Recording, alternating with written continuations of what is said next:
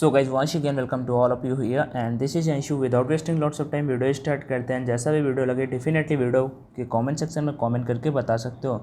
English का practice set number 6 होने वाला है। इससे पहले 5 पार्ट अगर नहीं किए, अब मीन्स मैंने अपलोड कर दिया चैनल पे, अगर नहीं देखे अभी तक तो डेफिनेटली देखना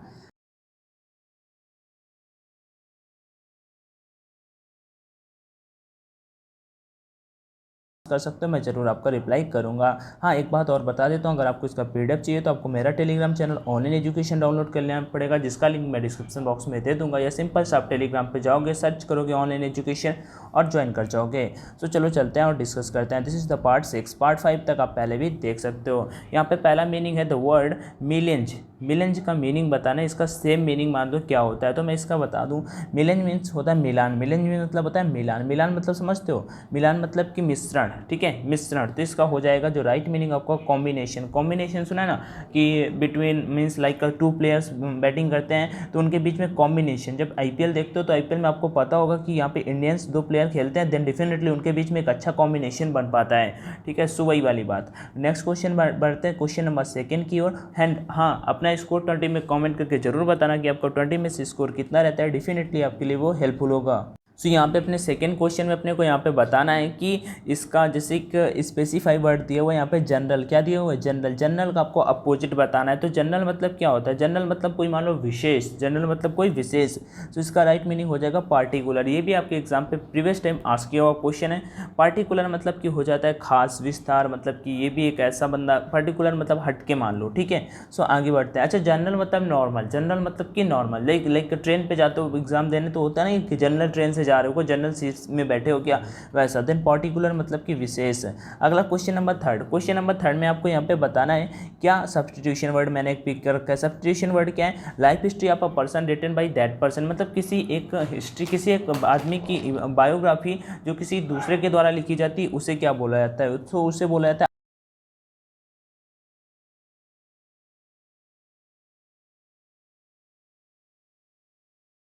क्वेश्चन नंबर 4 पे एक एटीएम दिया हुआ है, snake in the grass. Snake in the grass, ठीक है। सो स्नेक इन द ग्रास मतलब समझ रहे हो कि इसी से आपको पता चल जाता है कि स्नेक इन द ग्रास का जो रियल मीनिंग होता है वो मान लो खुद का मान लो धोखा देने वाला, ऐसा। अ सीक्रेट और अ हिडन एनिमी, एक मान लो सीक्रेट में रहस्यमय और हिडन एनिमी मान लो छुपा हुआ, ऐसा कुछ एनिमी आप मान सकते हो। तो क्वेश्चन नंबर 4 का right answer option number A होगा। एंड एग्जैक्टली आपका भी राइट आंसर ए ही होगा। नेक्स्ट क्वेश्चन नंबर 5 की ओर बढ़ता है। क्वेश्चन नंबर 5 हल्के में न लेना, इतना इजिली आप नहीं कर पाओगे। यहाँ पे ABCDE फॉर्मेट में दिया हुआ है और अपने को बताना है कि यहाँ पे कौन सा राइट आंसर होगा। ADFG ADCFG मीन्स यहाँ पे बताना है, क्या बताना है? विच of the following should be the last sentence after rearrangement. Means सबसे लास्ट में कौन सा आएगा रीअरेंजमेंट करने के बाद। मतलब कि PQRS वाले फॉर्मेट में इस क्वेश्चन को लिखना है। पहले कौन से फॉर्मेट में लिखना है? PQRS वाले फॉर्मेट में इसे लिखना है।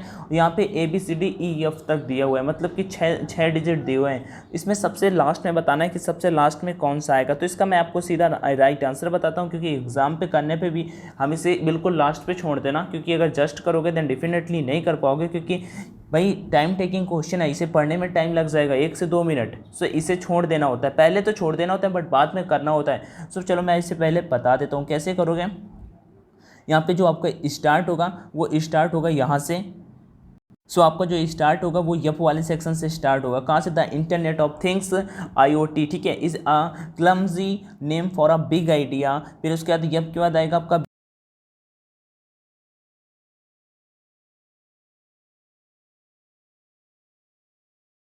At last. जो सबसे लास्ट में आएगा वो आपका ऑप्शन मीन्स डी नंबर आएगा। कौन सा? डी आएगा।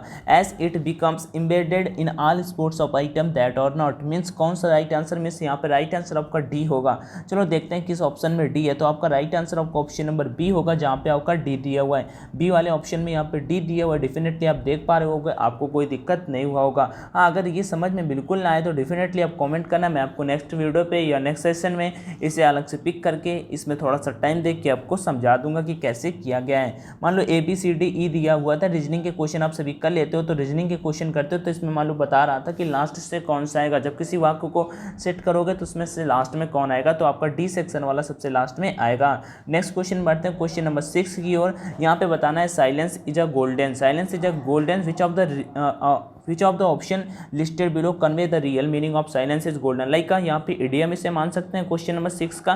सो इसे बोलते हैं थोड़ा बोलने वाला, ठीक है, सबसे अच्छा जिसे बोलते हैं। सो राइट आंसर 6 अब क्या हो जाएगा, it is often best not to say anything, means वो बंदा जो ज़्यादा कुछ नहीं बोलता है। राइट आंसर आपका ऑप्शन नंबर सी हो जाएगा, मीन्स जितना भी बोले अच्छा बोले, ठीक है, आउट ऑफ द टॉपिक ना जाए। क्वेश्चन नंबर 6 बाद question number 7, one who collect coins, ये भी एक आपका मीन्स सब्स्टिट्यूशन से क्वेश्चन पिक किया हुआ है मैंने। One who collect coins, coins को कलेक्ट करने वालों को क्या बोलते हैं, कॉइन्स के कलेक्ट करने वालों को बोलते हैं न्यूमिस्मैटिस्ट, न्यूमिस्मैटिस्ट, ठीक है, मुद्रा शास्त्री बोला जाता है। आगे यहाँ पे बढ़ते हैं क्वेश्चन नंबर 8 की ओर। क्वेश्चन नंबर 8 क्या है, क्वेश्चन नंबर 8 आपका इरर से क्वेश्चन है। इरर पे क्या बताया गया, read each of the following sentence, find out there is any grammatical error in the, ठीक है, ABCD of this part if there is no error, okay.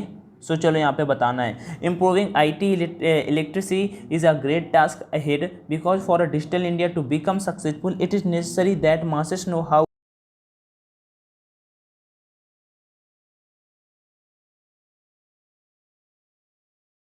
पढ़ते चले आते हैं तो हमें पता चलता है कि टेंस अपना प्रेजेंट में है। तो यहाँ पे पास्ट में यूटिलाइज्ड क्यों भगे जा रहे हो, यहाँ पे यूटिलाइज होना चाहिए, यूटिलाइज होना चाहिए, use utilize as the sentence is in the present tense. So right answer आपका ऑप्शन नंबर सी हो जाएगा, मीन सी में इरर है तो राइट आंसर आपको यहाँ पे सी होगा।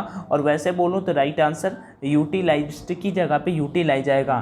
देन क्वेश्चन नंबर 9 की ओर बढ़ते हैं। क्वेश्चन नंबर 9 क्या है, क्वेश्चन नंबर 9 क्या है, PQRS अपने को बताना है। तो PQRS बिल्कुल सिंपल होता है, बट डेफिनेटली आपके एग्जाम पे क्वेश्चन आता है। सो क्वेश्चन नंबर 9 का राइट आंसर क्या होगा, once a wolf was very, so देखो यहाँ पे once a wolf was very hungry it looked the food here and there. अब उसके बाद PQRS, यहाँ पे PQ, ये देखो P वाला ऑप्शन यहाँ पे आता है, ये P वाला आपका ऑप्शन हो गया, ये Q हो गया, ये आपका R हो गया और ये आपका यस हो गया, ठीक है, PQRS है। देन लास्ट में 6 नंबर यहाँ पे भरा हुआ है। तो आपको किस बेसिस पे करना है, सिंपल से यहाँ पे बता देता हूँ। क्वेश्चन नंबर 9 का राइट आंसर आपका ऑप्शन नंबर ए होगा। कैसे होगा, वो क्या होगा, RQSP, RQSP। एक बात यहाँ पे बताऊँ, पेपर पे कभी इतना डिफिकल्ट नहीं आएगा, बट मैंने कर क्या दिया है, अगर आप डिफिकल्ट कर पाते हो तो ईजी वाले ईजिली कर पाओगे। इससे पहले वाले सेशन में मैंने जो PQRS दिया था वो मैंने शॉर्ट पे लिया था और वो आई थिंक आप सभी कर पाए थे क्योंकि उसमें स्कोर आपका अच्छा आया था। सो क्वेश्चन नंबर 9 का बताना, आप सभी ही बताना कि इसका राइट आंसर क्या होगा। PQRS पे ही भरना है, तो आपको इसका राइट आंसर क्या होगा और कैसे सेलेक्ट किया जाएगा क्वेश्चन नंबर 9 पे।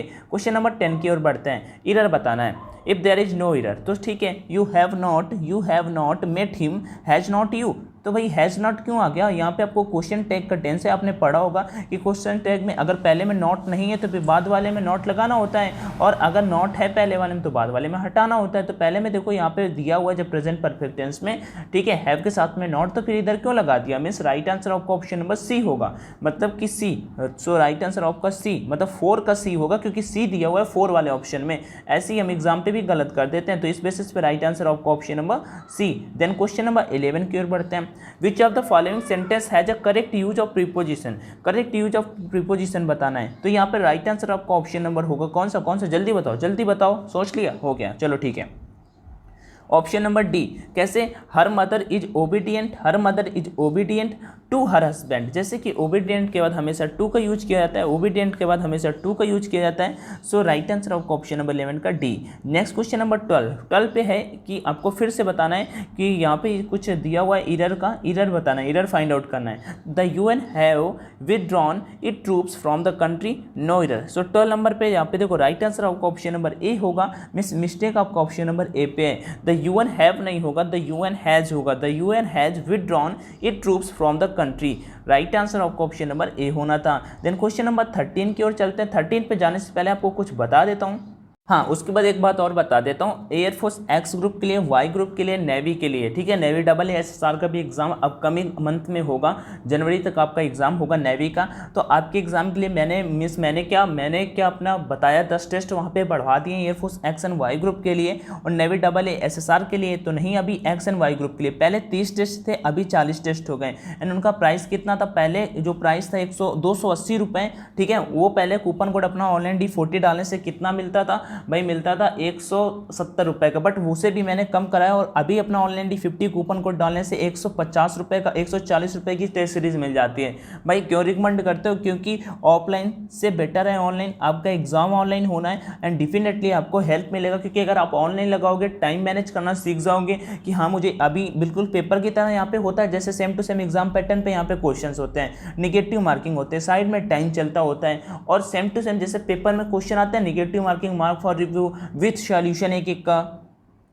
और सबसे बड़ी बात आपको नहीं पता होगी, यहाँ पे रैंक देख पाते हो कि भाई मेरा 1 लाख कैंडिडेट्स में कितना रैंक आया, तो डेफिनेटली वो रैंक आपके लिए हेल्पफुल होती है, जिससे आप जान पाओगे कि हाँ मेरा 50,000 में रैंक 500 आ रहा है, तो आपको लगेगा कि हाँ कॉन्फिडेंस लेवल आपका बूस्ट होगा कि हाँ भाई मेरी प्रिपरेशन अच्छी है। अगर आपका रैंक और नंबर कम आ रहा है तो आपको ये लगेगा कि हाँ भाई अभी मेरे और वीक पॉइंट्स हैं, मुझे उन पर वर्क करना चाहिए। डेफिनेटली ये दिखाता है कि किस सेक्शन में आप वीक हो, कहाँ पे स्ट्रांग हो, सब कुछ यहाँ पे शो हो जाता है। तो अगर कोई भी दिक्कत आ रहा हो तो आप नंबर कमेंट कर देना बाई करने में, सो मैं आपसे कॉल पे बात कर लूँगा, या आप इंस्टाग्राम पे भी मुझे मैसेज कर सकते हो कि भाई मुझे प्रॉब्लम आ रहा है, आप जरूर बता दो, तो मैं आपसे बात कर लूँगा। चौहान अंशु 29 के नाम से आपको मैं इंस्टाग्राम पे भी मिल जाऊँगा। कोई दिक्कत है डेफिनेटली कॉमेंट में कॉमेंट करके बताना। एंड एक बार और सजेस्ट करूँगा, ये ऑफलाइन से ऑनलाइन बेटर है, क्योंकि ऑनलाइन आपका एग्जाम होना है एंड 140 रुपीज़ आई थिंक कुछ नहीं होते। बाकी अब सभी समझदार हो, इतना तो 1 महीने का रिचार्ज भी नहीं होता। सो उस बेसिस पे क्योंकि 149 रुपये में तो 24 दिन का मिलता है, जिसमें 1 GB डाटा होता है और 2 GB डाटा तो मेरा वीडियोस ही डेली अपलोड करने में निकल जाता है। Read each of the following sentence means यहाँ पे आई थिंक ग्रामेटिकल एरर है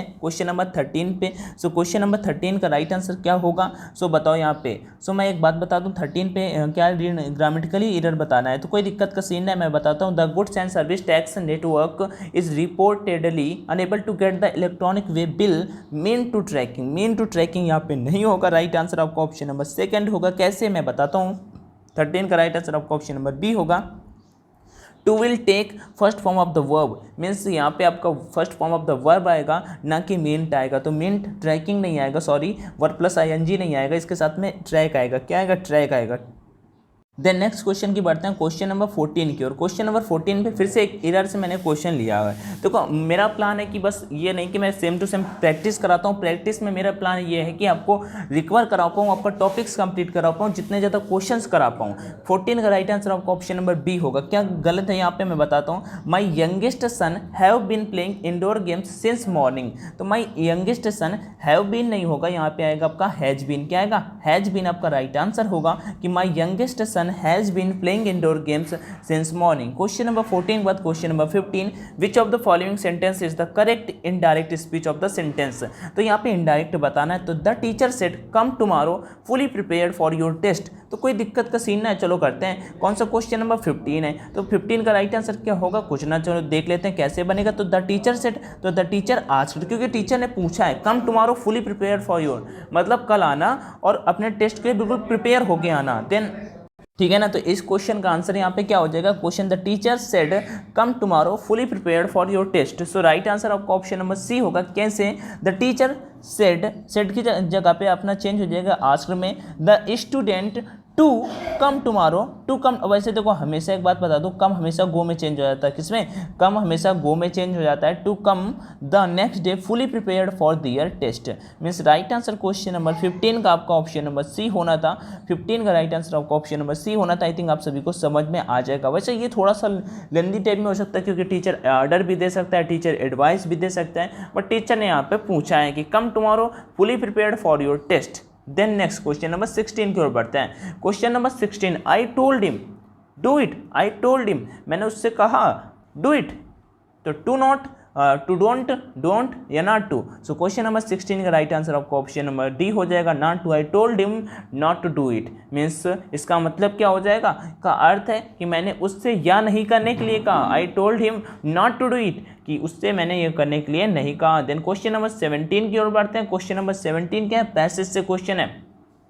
पैसेज पढ़ो आप सभी। मैं पैसेज पूरा का पूरा मैं कॉन्सेप्ट एक अलग वीडियो बना दूंगा पैसेज को कैसे आपको अटेम्प्ट करना होता है, क्योंकि पैसेज करने में थोड़ा सा ज़्यादा टाइम लग जाता है। पैसेज चलो मैं आपको बताता हूँ। Once coming back from his field after a hard yards days work, Ramchandra of Narayanpur witnessed a very unusual sight in the open field near the horizon. Near the horizon, देखो एक बार पैसेज आपको पूरा एग्जाम में पढ़ लेना होता है। उसके बाद नेक्स्ट आपको करना क्या होता है क्वेश्चंस अटेम्प्ट करने होते हैं, फिर दोबारा नहीं पढ़ना होता। पहला जैसे क्वेश्चन है, Ramchandra of Narayanpur witnessed a very unusual sight near which place, तो home, fields,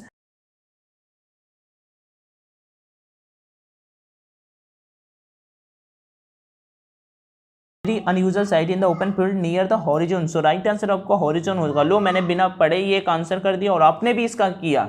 next question number 18 देखते हैं, what did Ramchandra think while laying on his bed, क्या थिंक कर रहा था। कुछ क्वेश्चंस का मैंने तो कभी कभी ऐसे किया कि भाई इनको पैसेज को पढ़ा ही नहीं, अपने दिमाग से इनको क्लिक कर दिया कि हाँ इसका आंसर ये हो सकता है। क्वेश्चन नंबर 18 का राइट आंसर आपको ऑप्शन नंबर ए होगा। आप पैसेज पूरा पढ़ लेना, कोई दिक्कत का सीन ना है। देखो यहाँ पे स्क्रीनशॉट आप निकाल लेना, इसका निकालो, हो गया। अभी इसका निकालो, हो गया। चलो अभी इसका निकालो, डन। आगे बढ़ते हैं। तो क्वेश्चन नंबर 18 का राइट आंसर आपको option number A, whether he had dreamed about the whole affair. Then question number 19 क्या है, the morning of the word horizon is, means यहाँ पे हॉरिजिन का मीनिंग क्या है। तो मीनिंग हॉरिजन मतलब एक आपने ये सब्स्टिट्यूशन भी पढ़ा होगा क्वेश्चन नंबर 19 पे कि where the sky meets the earth, जहाँ पे पृथ्वी और आकाश मिलते हैं, जहाँ पे पृथ्वी और आकाश मिलते हैं। क्वेश्चन नंबर 19 का C. Question number 20, what did Ramchandra see when he went near the bright lights, जब वह मीन्स ब्राइट लाइट के क्लोज गए तो उन्होंने क्या देखा, तो एक शिप को देखा था। क्या देखा था, एक शिप को देखा था। मैंने पैसेज को पढ़ रखा है। दूसरी बात एक और बता दूं, पैसेज पढ़ोगे, इन पैसेज के इस टाइप का अगर पैसेज आपके पेपर में आ जाता है डेफिनेटली आपको ईजी लगेगा और सारे के सारे क्वेश्चंस आप अटेम्प्ट कर पाओगे। अभी ये सेशन कंप्लीट होता है, अपना स्कोर कमेंट में बताना कि 20 में कितना है, एंड डेफिनेटली मैं आपका स्कोर का वेट करूंगा। एंड जो डाउट्स बनते हो डेफिनेटली आस्क करना। So thank you for watching the video, and session जैसा लगा कमेंट में बताना, एंड टेस्ट लगाओ परीक्षा पे और अपना स्कोर बताओ, मैं आपका स्कोर का वेट करूंगा। All the best, thank you for watching the video. जय हिंद, जय भारत, एंड वंदे मातरम।